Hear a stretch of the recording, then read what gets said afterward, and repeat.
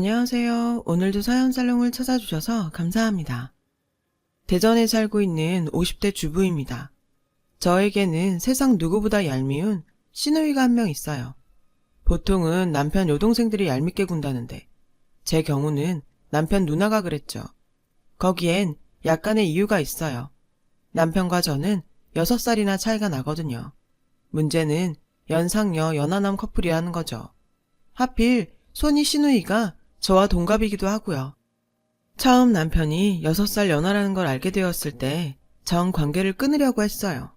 한두 살도 아니고 무려 6살인데 남들 보기도 좀 그렇잖아요. 하지만 1년에 가까운 남편의 구애에 결국 두 손을 들고 말았죠. 그런데 큰 신우는 자기 남동생이 저를 끈질기게 쫓아다니며 고백해온 걸 모르는지 결혼 초부터 제 나이를 들먹이며 구박을 했어요. 제가 자기 동생과 결혼하기엔 늙었다나 뭐라나. 암튼 막말 대잔치였죠. 그런데 또 이 여우 같은 게 제가 화라도 낼라 치면 생글거리면서 농담이었다고 상황 모면을 하지 뭐예요. 웃는 얼굴에 침 못 뱉는다고 저는 늘 제대로 화 한 번 못 내고 큰 신우한테 당하기만 했어요. 그래서 처음부터 저한테 큰 신우는 완전 비호감일 수밖에 없었죠. 큰 신우는 5년 전 결혼을 했지만 무슨 영문인지 계속 아이가 생기지 않다가 저보다 3개월 일찍 임신을 했어요. 그래서 저희는 같은 해에 임신 기간을 보냈고 같은 해에 출산을 하게 되었죠. 반갑지 않은 이런 우연 때문에 저는 솔직히 좀 피해를 본 감이 있어요. 임신했다고 어찌나 유난을 떨던지. 큰 신우 때문에 저는 시댁에서 제대로 대접도 받지 못했고 막달이 되어 출산을 앞뒀을 땐 큰 신우가 먼저 출산을 해서 정신없는 육아에 시부모까지 동원되는 바람에 저는 제대로 축하도 받지 못했거든요. 당연히 서운했죠. 저도 사람인데 왜 안 그렇겠어요. 그런데 본격적으로 감정에 고립해인 건 제가 딸아이를 출산하면서부터예요. 요즘 세상에 누가 아들, 딸을 구별하나요? 그런데 큰 신우는 자기는 아들을 낳았다고 그렇게 유세를 떠는 거예요. 처음엔 저러다 말겠지 싶어서 참고 넘기려고 했는데 이게 끝도 없는 거예요. 옳게 그래도 아들은 하나 낳아야지. 우리 집 대를 끊을 셈이야? 말끝마다 아들 타령을 하며 시부모님도 하지 않는 압박을 가하지 않겠어요. 저는 그 말에 가만히 있으면 안 될 것 같아 뭐라고 말을 하려고 했는데 제 옆에 있던 남편이 먼저 나서서 큰 신우한테 한 소리 하더라고요. 요즘 누가 대의으라고 아들 타령을 해? 누난 조선시대 사람이야? 촌스럽게. 남편도 큰 신우의 행동이 꼴사나웠는지 이렇게 말을 했고 큰 신우는 남편 말에 발끈해서 소리를 쳤어요. 야, 아무리 아들, 딸 구분 안 한다고 해도 너 죽으면 제사 지내줄 사람은 아들뿐이야. 딸 자식 잘 키워봤자 남의 집 제사밖에 더 지내니? 뭘 알지도 못하면서 큰 소리야. 큰 신우의 말에 어이가 없었어요. 아니, 아직 살 날이 얼마나 창창한데 벌써 제사 걱정을 한대요. 그리고 자식을 제사 지내라고 놨나요? 기가 막혀서 헛웃음이 나오더라고요. 옳게? 지금 나보고 웃었어? 제가 우는 걸 봤는지 큰 신우는 도끼 눈을 뜨고 나를 세우더라고요. 솔직히 마음 같아서는 이참에 한판 붙고 싶었지만 시부모님이 계셔서 참았어요. 그래서 딴 생각하다가 웃음이 났다고 대충 둘러대곤 얼렁뚱땅 넘어갔어요. 그날 이후 큰 신우는 본격적으로 저를 볼 때마다 은근히 아들 낳은 유세를 떨었고 제가 반응이 없자 저희 딸아이를 괴롭히기 시작했어요. 얜 지지배가 오빠한테 앉으려고 하네. 종혁이가 소영이보다 먼저 태어났으니까 앞으로는 오빠라고 해. 오빠라고 불러봐. 오빠. 주방에서 시어머니와 음식 준비를 하던 저는 큰 신우가 제 딸아이에게 자기 아들한테 오빠라고 부르라고 강요하는 걸 보고는 참을 수가 없었어요. 그래서 음식을 하다 말고 거실로 나가 큰 신우한테 한 소리를 했어요. 형님, 종혁이랑 소영이 동갑이잖아요. 근데 무슨 오빠예요. 어머머, 한 집에 동갑이 어딨어? 우리 종혁이가 3달 먼저 태어났으니까 오빠지. 그리고 올케랑 나도 동갑인데 올케는 나한테 형님이라고 하잖아. 아, 무식한 건지 막무가내인 건지 도통 말이 안 통하더라고요. 생각 같아선 그걸 지금 비유라고 하냐고 따져 묻고 싶었어요. 그런데 그 순간 시어머니가 끼어들지 뭐예요. 예, 그건 우리 큰애 말이 맞다. 옛날엔 다들 그렇게 했어. 쌍둥이도 몇 번 먼저 태어나면 형 아니니? 시어머니를 보니 내가 말을 말아야 하겠더라고요. 이런 사람들한테 내가 뭔 소리를 하겠냐 싶었거든요. 그런데 여기서 한술 더 뜨는 사람이 있었어요. 바로 저희 시아버지셨죠. 큰 신우 말처럼 은근히 대를 이을 손자를 원했던 시아버지는 첫째로 딸을 낳고 둘째 소식이 없는 저에게 본격적으로 압박을 가하기 시작했어요. 우리 집 딸은 그 집 가서 그 집 장손까지 낳았는데 우리 며느리는 좀 분발해야 하지 않겠니? 아니, 임신이 무슨 경기도 아니고 왜 경쟁을 붙이는지 이해가 안 되더라고요. 저는 기가 차서 남편을 쳐다봤어요. 사실 저희 부부는 결혼 전부터 아이는 아들, 딸 구분 없이 한 명만 낳자고 약속을 한 상태였거든요. 그래서 저는 가족들 앞에서 그 얘기를 하라고 남편한테 무언의 신호를 보냈죠. 그랬더니 남편은 지금은 아니라는 듯 고민하는 눈치였어요. 하지만 저의 계속되는 신호에 어쩔 수 없이 말을 꺼내더라고요. 저희 둘째는 갖지 않기로 했어요. 남편의 말에 시댁 식구들은 눈이 동그래져서는 금방이라도 무슨 일이 일어날 것처럼 저를 쏘아보더라고요. 말은 남편이 했는데 말이에요. 저는 따가운 시선을 받으며 말했어요. 우리가 애들을 여럿 낳아 기를 형편도 안 되고 여러 아이에게 사랑을 나눠주느니 한 명한테 몽땅 쏟아붓고 싶다고 말이죠. 그리고 그건 결혼 전부터 약속한 거라고 말이에요. 그러자 시아버지는 기다렸다는 듯이 버럭 화를 내시더라고요. 그 중요한 걸 왜 니들끼리 결정해? 저는 시아버지의 태도에 당황해서 아버님 얼굴을 보며 말했어요. 자식을 낳는 것도 키우는 것도 저희 몫인데 그럼 그 결정을 누구랑 해요? 시아버지는 제 말에 당황하셨고 순식간에 시댁 분위기는 싸늘해졌어요. 제가 여지껏 시댁 어른들 말에 토를 달아본 적이 없어서 그랬을 거예요. 하지만 그렇다고 해서 대충 알겠다고 하고 지나칠 수만은 없었어요. 제 아이에 대한 문제니까요. 그때였어요. 큰 신우는 불난 집에 기름을 붓더군요. 옳게, 지금 그 말은 내 동생이 능력이 없어서 애를 못 낳는다는 거네? 순간 시부모님은 싸늘한 눈빛으로 저를 쏘아보았고 위기의식을 느낀 남편은 저와 딸아이를 데리고 시댁을 나왔어요. 하지만 그것은 임시방편이었어요. 그놈의 아들이 뭔지 시댁의 압박은 계속되었어요. 니들 편하자고 애 하나만 낳겠다는데 나중에 소영이 혼자 외롭고 슬프다? 너희가 억만금을 남길 것도 아니잖아.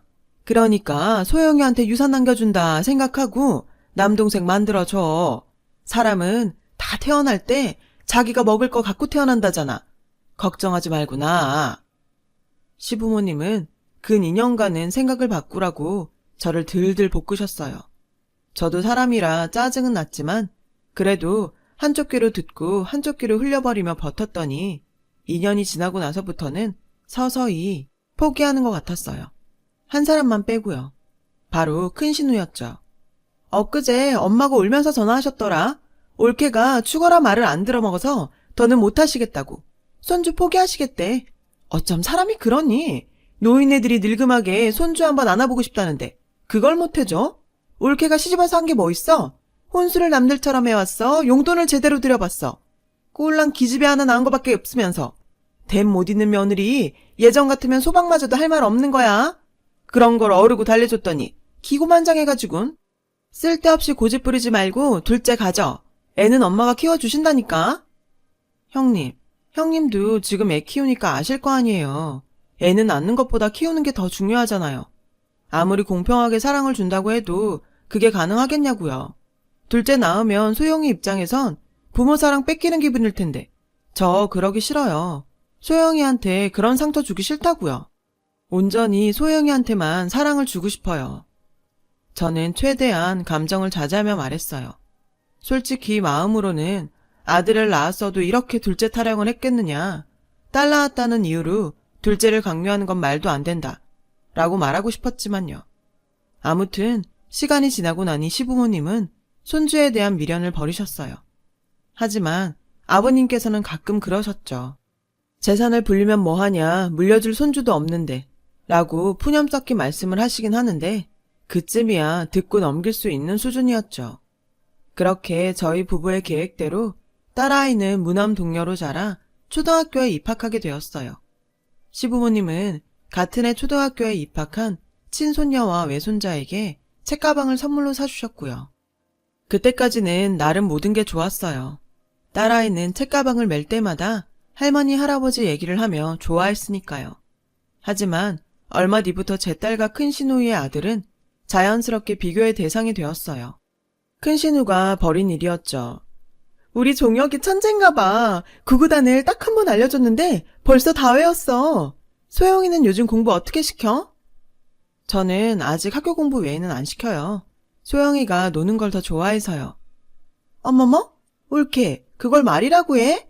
얘야 당연히 노는 걸 더 좋아하지. 공부는 엄마가 끼고 시키는 거야. 어린애가 뭘 한다고 알아서 해. 올케는 어쩜 그렇게 애 교육에 관심이 없냐?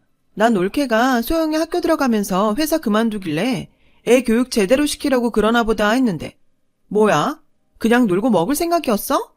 올케는 참 편하게 산다. 저는 큰 신우 말에 기분이 상했지만 말 꺼내봐야 기분만 상할 것 같아 참았어요. 사실 저는 아이를 돌봄 교실에 보내는 것도 그렇고 아이가 더 크면 함께하는 시간이 없을 것 같아서 회사를 그만둔 건데 큰 신우는 자기 입장에서만 떠들더라고요.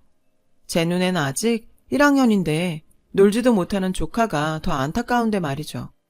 그 후 시댁에 갈 때마다 시아버지는 제게 종혁이는 애가 공부를 스폰지처럼 빨아들이듯이 한다더라. 너도 소영이를 너무 놀게만 하지 말고 끼고 좀 가르쳐봐라. 라며 말씀을 하셨어요. 그럴 때마다 저는 아직 초등학생인데 벌써부터 공부로 스트레스를 주고 싶지 않다고 웃으면서 얘기했죠.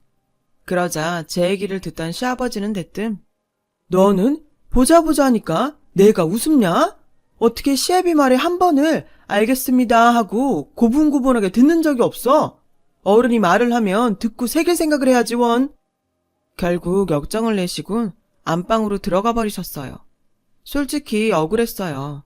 제가 알겠다고 대답할 말을 하셔야 알겠다고 하죠. 그저 제 속만 답답할 뿐이었어요. 그렇게 시작된 친가 외가 손주의 경쟁은 중학교에 들어가면서 본격적으로 경쟁 구도가 자리를 잡았고 저도 사람인지라 저희 딸이 형님 아들한테만큼은 지지 않았으면 좋겠다 생각하게 됐어요.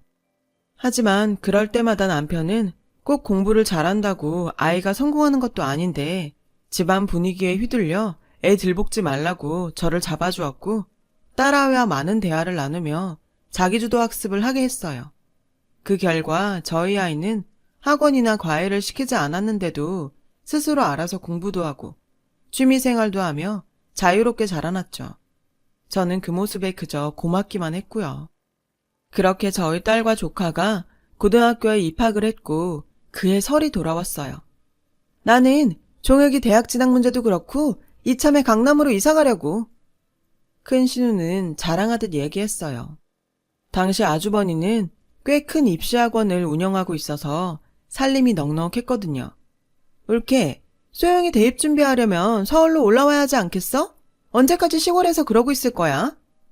큰 신우는 우리가 대전에 살고 있는 게 마치 애 교육에 관심이 없어서 그러는 것처럼 말했어요. 그러자 남편이 큰 신우한테 이렇게 말을 했죠. 내 직장이 여긴데 애 대학 때문에 서울로 간다는 게 말이 돼? 그건 좀 오바지. 오바긴? 요즘 다 그래. 니네 부부는 부부가 애 교육에 관심이 없어서 그런 거지. 에휴, 부모 잘못 만나 우리 소영이가 고생이다. 불쌍한 내 조카.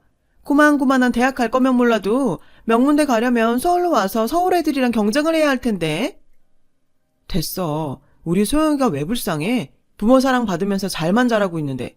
그리고 꼭 명문대 가야 잘 사는 건 아니잖아. 그건 그저 부모 욕심이지.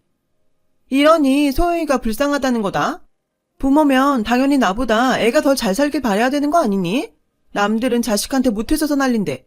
아우 됐다. 넌 정말 말이 안 통한다. 울케도 쟤랑 같은 생각이야?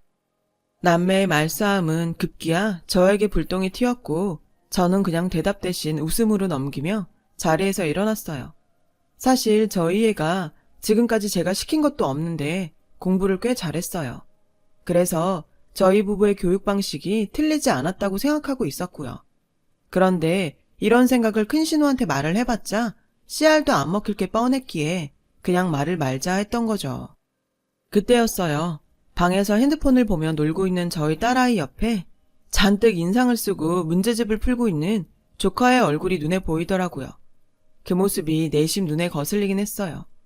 안 보면 모를까 눈앞에서 비교가 되니 걱정을 안 할 수는 없겠더라고요. 하지만 시댁에서까지 애한테 잔소리는 하지 말자고 생각했죠. 그렇게 생각하고 보니 연신 인상을 쓰고 문제집과 씨름하는 조카가 안쓰럽게 보였어요.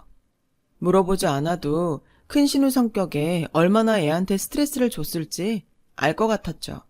그때 희한한 장면이 눈에 들어왔어요. 조카가 눈치를 살피며 가방에서 문제집을 하나 꺼내는 게 아니겠어요? 행동이 어찌나 조심스럽던지 저까지 숨죽여 몰래 그 모습을 지켜보게 되더라고요.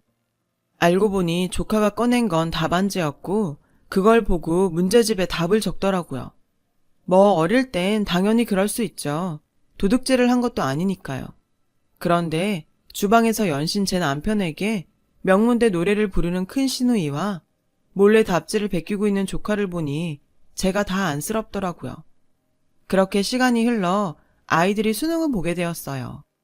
저도 수험생 부모라 잔뜩 긴장이 되더라고요. 저보다 훨씬 긴장한 큰 신우는 아침부터 청심환을 먹으며 한 끼도 먹지 못했다고 하더라고요. 그렇게 수능이 끝났어요. TV에서는 연신 올해 수능이 작년보다 어려웠다는 보도가 나왔어요. 저는 시험을 마치고 돌아온 딸아이에게 지금을 좀 즐기라고 했어요. 그동안 수험생이라서 참았던 것들을 실컷 해보라고 말이죠. 그리고 한 달쯤 지나 수능 성적표가 나왔고 아이들은 이제 본격적으로 원서를 쓰기 시작했어요. 이과생이었던 저희 딸은 기계공학을 전공하고 싶다고 했어요. 어릴 때부터 다른 여자아이들과 다르게 기계 만지는 걸 좋아했거든요. 확실히 피는 못 속이나 봐요. 제 남편 직업이 건축 전기 설비사거든요. 그렇게 딸아이의 고등학교 졸업을 앞둔 설 명절이 되었어요. 그날은 먼 바람이 불었는지 큰 신우 혼자 본가에 내려와 있더라고요. 어머님이 그러시는데 조카는 명문대는커녕 일반대도 못 들어갔다더라고요. 재수를 하고 싶어도 큰 신우가 주변에 명문대 갈 거란 소리를 하도 떠들어놔서 도망치듯 유학을 떠나게 된 것 같았어요. 그 사정을 다 알고 있는데도 큰 신우는 저를 보자마자 마치 처음부터 유학을 염두에 두고 있었던 것처럼 꾸며댔어요. 그 모습을 보니 사람이 참 구차해 보이더라고요. 그때 남편은 시아버지의 호출로 차 키를 가지고 나갔고 저는 시어머니와 음식을 하느라 주방에 있었어요. 거실에선 큰 신우와 저희 딸아이만 남게 되었어요. 소영이는 대학 발표 났니? 서울로 오게 되면 고모 집에서 학교 다녀. 저는 집에서 다니려고요. 집? 예, 너 대전에 있는 대학 넣었니? 왜? 명문대는 못 가도 인서울은 해야지. 하긴 너처럼 부모한테 제대로 지원도 못 받은 애가 인서울대학 가는 게 쉽겠니? 고모가 봐도 니네 엄마랑 아빠는 너한테 너무 소홀했어. 너 대학 그렇게 된 건 다 네 부모 탓이야. 거참 듣자 하니 헛웃음이 나더라고요. 그런데 그때 시아버님 심부름을 마친 남편이 들어왔어요. 밖에서 큰 신우의 말을 들었는지 황당한 표정이더라고요. 뭘 소홀히 해. 우린 할 만큼 했어. 큰 신우는 마침 잘 됐다는 듯 남편에게 한 소리 하더라고요. 할 만큼 하긴. 내가 진작에 애 교육에 관심 좀 가지라고 했잖아. 인서울도 아니고 고작 대전에 있는 대학이 뭐니? 하긴 지집애야 뭐 시집가면 그만이니까. 야, 너 아들 안 낳길 천만 다행이다. 이런 걸 성견지명이라고 해야 하나? 그러면서 킬킬대는데 정말 뒤통수라도 한 대 치고 싶더라고요. 기집애는 시집이나 가면 된다니. 그게 고모가 조카 앞에서 할 소린가요? 그래서 한마디 하려고 했어요. 그런데 그래서 누나는 그 난리를 치고도 애 대학도 못 보내서 해외로 도피 유학시키는 거야? 누나 말대로라면 재수를 시켜서라도 명문대 보내야지. 뭐? 지는 어디 꼴 같지 않은 지방대 보내면서 큰소리야 큰소리는. 뭐? 지방대? 그 순간 딸아이는 지 아빠를 끌어당기며 싸움을 말렸어요. 그리고는 조용히 지 고모한테 핸드폰에 찍어둔 대학 합격증을 보여주더군요. 딸아이의 합격증을 본 큰 신우는 눈이 왕방울만해졌어요. 저는 그 모습에 웃음이 나왔고요. 왜냐고요? 제 딸아이는 카이스트에 합격을 했거든요. 대입 원서를 쓰러 애 학교에 갔을 때 담임선생님이 그랬거든요. 우리 애 성적이면 대한민국에 있는 대학은 어디든 무난히 들어갈 수 있다고요. 딸아이는 자긴 무조건 카이스트 기계공학과에 갈 거라고 했어요. 그런 딸애가 얼마나 대견하던지. 다른 집 아이들처럼 돈 들여가며 억지로 공부시키지 않았는데 혼자 내신 관리며 수능 성적까지 완벽하게 관리했고 결국 원하던 카이스트 합격증까지 손에 넣었으니까요. 인서울. 그것도 명문대만 바라보던 큰 신우는 제 딸아이 합격증을 보고도 믿기지가 않았는지 몇 번이나 되물었어요. 네가? 정말 카이스트에 붙었다고? 소영이 네가? 놀라기는 주방에 있던 시어머니도 마찬가지였어요. 눈이 휘둥그레져서는 저에게 그러셨죠. 얘, 지금 소영이가 그 수자만 다닌다는 카이스트에 들어갔다는 거냐? 그렇다고 하자 어머님은 고춧가루가 잔뜩 묻은 고무장갑을 끼고 좋아서 손뼉까지 치시더라고요. 그 모습에 남편 역시 목에 힘을 주며 큰 신우한테 한 소리를 했죠.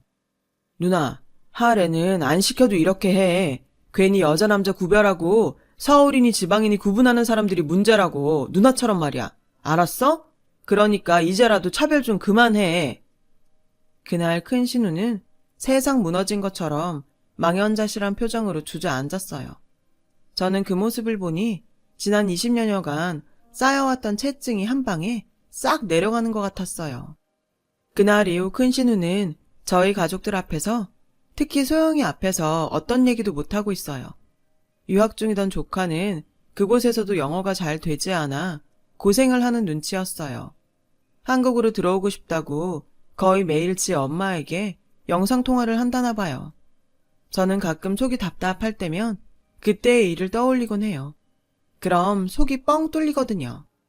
아, 손자 타령을 하던 저희 시아버님은 저희 딸이 카이스트에 들어가자 동네에 플랜카드까지 걸어놓으셨어요.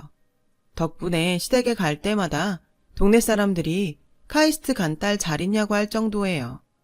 이렇게 기특한 일을 해낸 제 딸아이는 현재 대학교 4학년이에요. 딸아이는 취직을 하기보단 학교에 남아 연구를 계속하고 싶다고 하더라고요. 저야 뭐 딸애가 원한다면 뭐든 오케이죠. 이렇게 얘기를 하고 나니 속이 더 시원해집니다. 제 사연을 들어주셔서 감사드려요. 건강한 하루 되세요. 여러분, 사연 댓글에 응원과 현명한 조언 부탁드려요. 좋아요와 구독은 저에게 큰 힘이 됩니다. 오늘도 좋은 일 가득하세요.